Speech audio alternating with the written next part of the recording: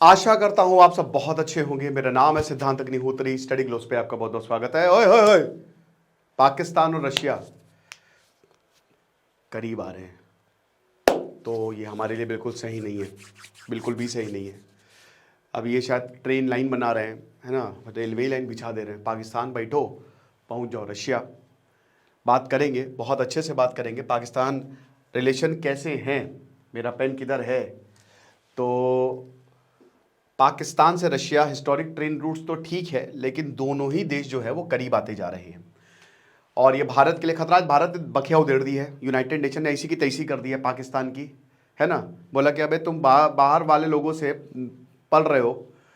आपको बताऊं, सचिन रविंद्र बैटिंग कर रहे थे, एक आदमी आ गया, पिच इन्वेड कर गया और कहा जा रहा है वो किसी आतंकवादी संगठन का समर्थक था, पता नहीं, लेकिन खुश तो बहुत लग रहा है वो। अब देखिए डेंजरस है ना। तो भारत इसीलिए नहीं गया है शायद पाकिस्तान। बट मैं हमेशा कहता हूं कि लोग तो एक ही हैं। पाकिस्तान में भी जो लोग हैं, अगर आप उनको चॉइस दो वो यही बोलेंगे भारत पाकिस्तान एक हो जाए, लेकिन वहाँ की सियासत कभी ये होने नहीं देगी, हमको ये समझना है। लेकिन पाकिस्तान रशिया क्लोज आते जा रहे हैं, जो कि सही नहीं है। चाणक्य नीति में इंटरनेशनल रिलेशंस पे बहुत ज़्यादा जोर दिया गया है।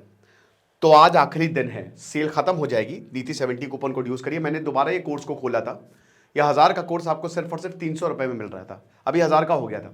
तो दोबारा से कोर्स को खोला है, आपकी ज़िंदगी बदल जाएगी, क्योंकि जितने लोगों ने, बहुत लोगों ने लिया है, मैं चाहता हूँ लाखों लोगों तक ये पहुँचे। क्योंकि जो मैंने इसमें चीज़ें बताई कि एक लेक्चर 2.5 घंटे का, मैंने आपको हिस्ट्री से लेकर ज्योग्राफी सब पढ़ा दिया। इसमें 700 के करीब वर्सेस है चाणक्य नीति में। आप एक बार कोर्स लेंगे ना, आप मतलब बोलेंगे वाह क्या बात है। तो मैं ये रिकमेंड करूँगा कि आप ज़रूर लें, हमारे ऐप को डाउनलोड करें, वरना वेबसाइट विजिट करें। और आज लास्ट डे है, तो फिर से हम जो है वो सेल बंद कर देंगे। सबसे पहली बात क्या है कि पहले आप पाकिस्तान और रशिया के रिलेशन को समझिए। कैसे है पाकिस्तान रशिया के रिलेशन? एक वर्ड में अगर जवाब दो तो not so good. Not so good. Pakistan Russia के रिलेशन बहुत अच्छे नहीं है, लेकिन हाल ही में अच्छे हो रहे हैं। अब जाहिर सी बात है, किसी भी देश के संबंध कैसे वो डिसाइड करते कि आपका इंटरेस्ट क्या है। तो भाई 1948 से लेकर 1958 तक पाकिस्तान और रशिया के ठीक रिलेशंस थे, हेल्दी रिलेशंस थे, है ना, कोई दिक्कत नहीं है। लेकिन उसके बाद अयूब खान आते हैं और वो प्रो यूएसए हो जाते हैं। और आपको पता है कि यूएसए और सोवियत में एक कोल्ड वॉर चल रही थी। तो यहां से फिर रिलेशन जो है वो 1965 तक खराब रहते हैं, फिर से ठीक होते हैं अगले 15 सालों तक। बट फिर आपको पता 1980 से लेकर 89 तक सोवियत अफगान वॉर थी। अब सोवियत जो अफगानिस्तान में घुसा था, और हम सबको पता है कि अमेरिका ने पाकिस्तान का सपोर्ट किया था। सपोर्ट क्या, अमेरिका ने पाकिस्तान को पैसे दिए थे, ऑपरेशन साइक्लोन, अरबों डॉलर, खरबों रुपए दिए थे, ताकि आप तालिबानियों को, मुजाहिदीन को ट्रेन करो। और आज वही मुजाहिदीन जो है तालिबानी बने बैठे हुए हैं। मतलब एक तरीके से ट्रेनिंग कि आप ट्रेन करो। और सोवियत, क्योंकि देखिए 1978 में अफगानिस्तान में कम्युनिस्ट रेवोल्यूशन आ गया था, जिसको कहते हैं सौर रेवोल्यूशन। मैं इस पर लेक्चर भी किया है। अब उसके बाद सोवियत घुस गया अफगानिस्तान में। अब होता है लंबा 10 साल तक सोवियत अफगान वॉर। अमेरिका को पता था कि भाई हम अफगानिस्तान को खो ही नहीं सकते, है ना। अमेरिका हर जगह अपने मिलिट्री बेसेस बनाना चाहता है, अपना दबदबा चाहता है।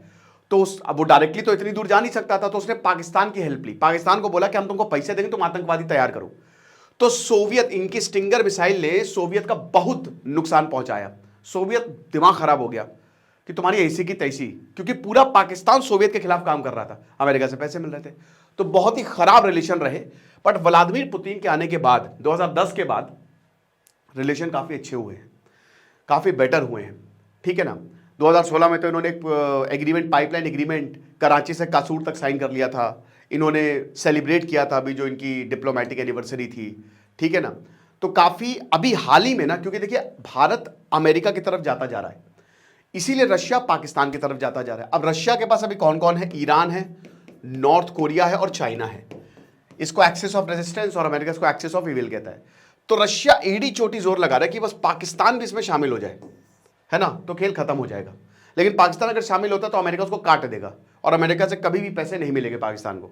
और खाली पैसे जो है वो सिर्फ और सिर्फ अमेरिका दे सकता है। तो पाकिस्तान शायद इतनी बड़ी गलती ना करे, लेकिन छोटी छोटी गलतियां वो कर रहा है, मतलब छोटी छोटी चीजें वो कर रहा है जिससे भारत को नुकसान झेलना पड़ सकता है। तो अभी अगर बात करते हैं तो अभी रिलेशन इनके अच्छे हुए हैं, पाकिस्तान और रशिया के, फिलहाल ठीक रिलेशन है इनके, ठीक है ना। तो अब यहां एक डिफेंस और स्ट्रैटेजिक पार्टनर हो गया ना। देखिए आप रेलवे लाइन बैठा रहे हो, इसका मतलब क्या हो, आप स्ट्रैटेजिक पार्टनर हो गए। न्यू दिल्ली जो है भाई, डिफेंस हम किससे लेते हैं, ब्रह्मोस हमारी किसने बनाई, किसकी मदद से बनी हमारी, हमारा मिसाइल डेवलपमेंट कैसे हुआ है, हम किसके एयरक्राफ्ट यूज कर रहे हैं, किसके टैंक हम यूज करते थे और बाद में हमने इंस्पिरेशन ली थी। डिफेंस में रशिया का सबसे बड़ा हाथ है हमारी डिफेंस को अपग्रेड करने में। आप समझ रहे हो, वो बात अलग है कि हम धीमे धीमे आत्मनिर्भर होते जा रहे हैं। अब इस्लामाबाद और मॉस्को ने एक मेजर सिक्योरिटी एग्रीमेंट किया है। दोनों देश, सबसे पहली बात, अब ये हंसी आती है देख के, ये एंटी टेररिज्म टॉक करेंगे, रशिया भी एंटी टेररिज्म टॉक करेगा और पाकिस्तान तो क्या ही बोले, और ये सिक्योरिटी कोऑपरेशन करेंगे। रशिया पाकिस्तान रिलेशन में ये बहुत बड़ा डेवलपमेंट है। तो भारत को जाहिर सी बात है टेंशन होनी चाहिए, कंसर्न। भारत अपने धीमे धीमे पार्टनर्स खोता जा रहा है। हमारे अगल बगल कोई नहीं बचा है, नेपाल से लेकर सिर्फ भूटान है, और भूटान भी कहीं अगर चाइना से उसने बॉर्डर एग्रीमेंट कर लिया तो हम गए काम से। आप समझ रहे हो, हमारा चिकन नेक कॉरिडोर जो है वो वल्नरेबल है। जनरल उपेंद्र द्विवेदी के ये बयान थे, है ना, आप समझ लीजिए। उन्होंने ये तक बोला था कि भाई जिस तरीके से बांग्लादेश और पाकिस्तान साथ में आ रहे हैं, हमारा चिकन नेक कॉरिडोर पे खतरा है। और आपको पता है बांग्लादेश पाकिस्तान के पास जा रहा है, उसकी गोद में बैठ रहा है। हाल में खबर आई है कि जो बांग्लादेश के भैया जो स्टूडेंट थे जिन्होंने रेवोल्यूशन किया था, वो अपनी नई पॉलिटिकल पार्टी बना रहा है। एक और खबर आई है बांग्लादेश से कि बार एसोसिएशन, जो वकील के चुनाव होते ना, वो आवामी लीग जीत गई है। ये बहुत बड़ी बात है। लेकिन फिलहाल तो Pakistan and Bangladesh is a reality, and उसके ऊपर बैठा है चाइना। तो भारत गया, भारत घिर चुका है पूरी तरीके से। हमने श्रीलंका खो दिया, हमने नेपाल खो दिया, हमने चाइना तो खैर छोड़ ही दीजिए, हमने पाकिस्तान खो दिया। पाकिस्तान तो खैर वो तो नाकारा है, लेकिन बांग्लादेश तक खो दिया हमने। जो हमारे स्ट्रैटेजिक पार्टनर्स थे वो तक हमसे दूर जा रहे हैं। म्यांमार भी चाइना की गोद में है।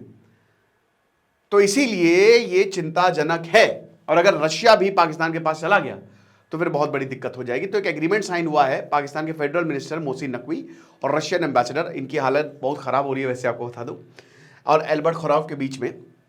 और इसमें ये बायलैटरल ट्राइज को एक्सपैंड करेंगे और जॉइंट, ये ठीक है, एंटी ड्रग ऑपरेशन करेंगे। क्योंकि आपको पता है कि पाकिस्तान से ड्रग सप्लाई होता है, golden crescent, Iran Afghanistan Pakistan, Iran Afghanistan में खेती होती है ड्रग्स की और पाकिस्तान इसको सप्लाई करता है। भारत में जो ड्रग्स की प्रॉब्लम है, तो उधर गोल्डन ट्रायंगल है और इधर गोल्डन क्रिसेंट है, ठीक है, तो इसकी वजह से हो रही है।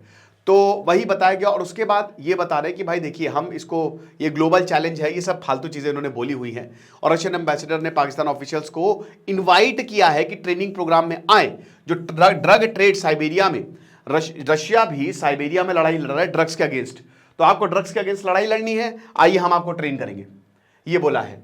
अब इन्होंने बायलैटरल टाइज स्ट्रैटेजिक एरियाज में बढ़ाए हैं। साथ ही साथ शहबाज शरीफ जो हैं, उन्होंने मिखाइल मिशुस्तिन जो 23rd SCO है, उनसे यहां पे प्रधानमंत्री शहबाज शरीफ और इनके साथ दोनों की मीटिंग हुई है और बोला कि पॉलिटिकल, इकोनॉमिक और डिफेंस कोऑपरेशन जो है वो दोनों देश में कैसे बढ़े, ठीक है ना। और सबसे बड़ी बात, डायरेक्ट ट्रेन चलाएंगे, फ्री ट्रेन है, मालगाड़ी है, लेकिन फिर भी दोस्तों आज मालगाड़ी है, कल पैसेंजर ट्रेन चला देंगे। और मालगाड़ी है तो डिफेंस के लिए भी भाई है, जाहिर सी बात है।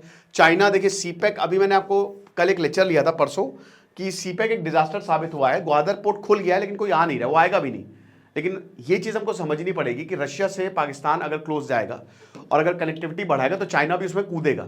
यानी कि जो एक्सेस ऑफ रेजिस्टेंस की हम बात करते हैं ना, उसमें पाकिस्तान आ सकता है ना। कोई ज़रूरी नहीं है, मतलब हो सकता है कि रशिया चाइना बहुत भयानक ऑफर दे दे पाकिस्तान को कि आप बस जुड़ जाओ हमसे, अमेरिका से रिश्ते तोड़ लो।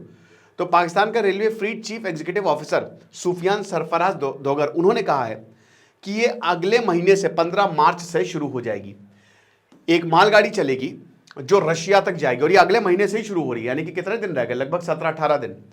और फ्री ट्रेन जो है वो पाकिस्तान के रीजनल ट्रेड, अब जाहिर सी बात है, हम कहते हैं चाइना इंडिया कनेक्ट होंगे, सेंट्रल एशिया भारत के लिए बहुत इंपॉर्टेंट है, लेकिन इधर पाकिस्तान जो है वो बाजी मार रहा है। ईरान, तुर्कमेनिस्तान, कजाकिस्तान, रशिया, इन सबसे कनेक्ट करेगा, ठीक है ना, जिससे नेचुरल गैस, स्टील और इंडस्ट्रियल गुड्स जो है वो पाकिस्तान में आ पाएंगे और इस्लामाबाद जो है वो टेक्सटाइल, फूड एंड एग्रीकल्चर को एक्सपोर्ट कर पाएगा। तो भाई अगर आप ट्रेन चला रहे हो तो बहुत बड़ा, अब मुझे देखिए पता नहीं चलेगी कि नहीं चलेगी, अभी तो बोला है अगले महीने तक, बट पाकिस्तान को आप जानते ही हो, बट क्योंकि रशिया सपोर्ट कर रहा है तो यू नेवर नो। तो रेल लिंक जो है वो वही ऑयल, मशीनरी, स्टील और बाकी जितने भी इंडस्ट्रियल गुड्स है वो पाकिस्तान में भेज पाएगा। तो एक्सपोर्ट और इंपोर्ट जो है उनमें बहुत ज़्यादा फायदा होने वाला है। फिर उसके बाद ईरान, तुर्कमेनिस्तान, कजाकिस्तान, रशिया, तो यहाँ पे भी एक्सेस होगा। पाकिस्तान, वो भी अपने प्रोडक्ट जो है वो बेच पाएगा। चाइना के लिए बहुत बेनिफिशियल रहेगा ये, ठीक है। और उसके बाद राइस, वीट एंड बाकी सारी चीज़ें जो है वो रशिया तक जा पाएंगी, ठीक है ना। ट्रेन कहाँ से चलेगी? तो कासिम इंटरनेशनल कंटेनर टर्मिनल जो कराची में है, ये लगभग 22 टन और 44 टन, मतलब अच्छी खासी कैपेसिटी की चीज़ें ले पाएगा, ठीक है ना। और जाहिर सी बात है कि ट्रैवल टाइम जो है वो कम होने वाला है। तो ऑपरेशन रेलवे अभी बता दूं कि हालांकि तुर्कमेनिस्तान और ईरान तक है, लेकिन ये तुर्कमेनिस्तान का जो शहर है सरखताबाद और जो मशाद ईरान, उनको कनेक्ट करती है। इसमें रशिया जो है वो और जुड़ जाएगा। तो यही है, अब देखेंगे भारत क्या करता है। मुझे लगता है भारत का जो एम्बिशियस प्रोजेक्ट था IMEC, वो रिवाइव होगा, डेफिनेटली वो रिवाइव होगा। और इसमें यही है कि IMEC अगर रिवाइव होगा तो भारत के लिए बहुत ज़्यादा फायदा है। लेकिन फिलहाल तो ये चिंता की बात है। बाकी आप हमारे कोर्स को अवेल करिए, क्योंकि आज आखिरी दिन है। खुश रहिए, पढ़ते रहिए। दिस इज सिद्धांत अग्निहोत्री, साइनिंग ऑफ।